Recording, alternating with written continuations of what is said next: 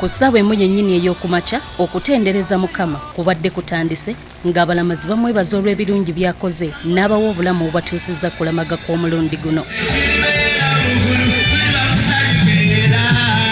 Kwaya ez'enjawulo okuva mu kkanisa ya Uganda zeegattidde wamu mu kituumiddwa Mass Choir okukulemberamu okusaba kwa leero. Ku ssaawa 3 ennyiriri eziyingiza abantu mu kusaba zitandise okwolekera ekituuti nga zikulembeddwamu bbandi ya Brigadier okuva mu Ankole. Bannaddiini bonna okuva mu kkanisa ya Uganda ebuna wonna bo abadde bakulembeddwamu Ssaabalabirizi Samuel Stephen Kazimba Mugalu, omulabirizi w'ennamirembe Right Reverend Wilberforce Kityoluwalira, omulabirizi wa West Buganda Bishop Katumba Tamale, Bishop Sheldon Mwesigwa owa Great Ankole, abasumba baawummula n'abalala. Mu bubaka bw'atisse omumyuka we Jessica Lupo, Pulezidenti Yoweri Kaguta Museveni avumiridde ebikolwa naddala eby'obusosoze mu mawanga kyokka nga bikolebwa abantu abalina eddiini.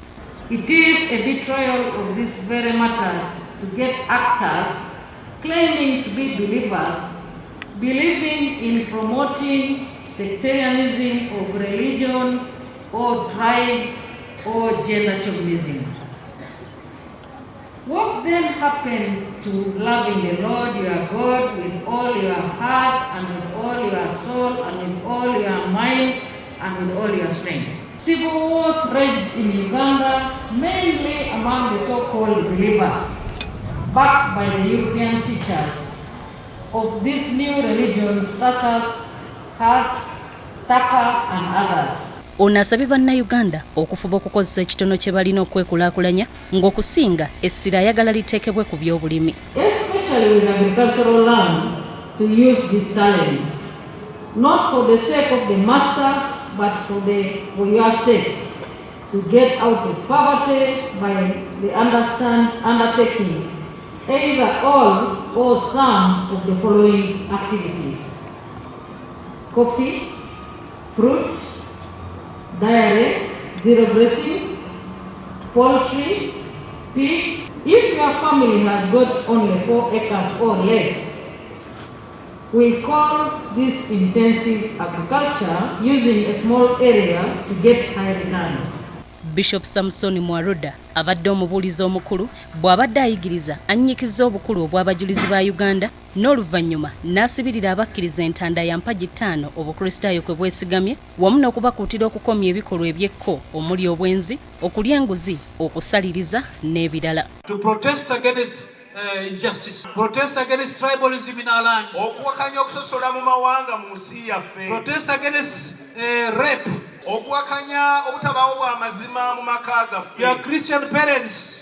Bishop Mwaruda akuutidde Abakulisitaayo okwongera okwewaayo n'amaanyi gaabwe gonna bakole ebyo ebiweesa ekkanisa ya Mukama ekitiibwa.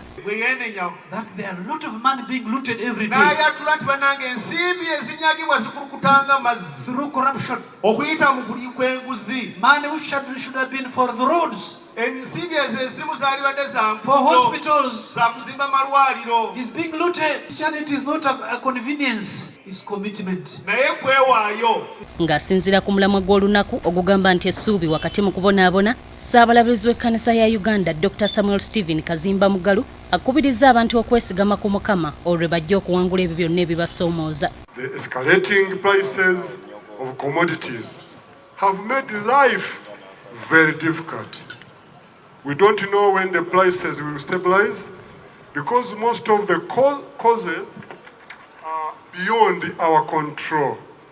We can, however, take consolation in the truth that with Jesus there is always hope beyond affliction. We still have a big debt. I urge each one of us to contribute, and me and my wife will contribute 50 million. Abantu okuva mu biti ebyenjawulo beetabye mu kusaba kuno omuli amyuka Ssaabaminisita owookusatu era Minisita avunaanyizibwa ku nsonga z'omukago gwa East Africa Rebecca Litwala Kadaaga, Kaliisoliiso wa gavumenti Betty Olive Namisango Kamya, baminisita, ababaka ba Parliament n'abantu abalala. Abalamazi abasoba mu 5 be batambuza ebigere okuva mu bitundu ebyankole obulabirizi obuwomya omutwe mu nteekateeka ya leero. Abalala abasoba mu 4 be bakozesezza emmotoka wamu n'abantu abalala abavudde mu bitundu by'eggwanga ebyenjawulo. Nga tufundikira okusaba okw'olunaku olwaleero abantu bonna bakubiriziddwa okukozesa ekigambo ekijjukizo ky'Abakulisitaayo ennamugongo so si ennakiyanja kubanga teri bajulizi battibwa nakiyanja nga Bakulisitaayo. Nze Stella Nandawula mukadde kana akatiika nkakwasa ejjo wanna abaweesi akwongereyo mu maaso.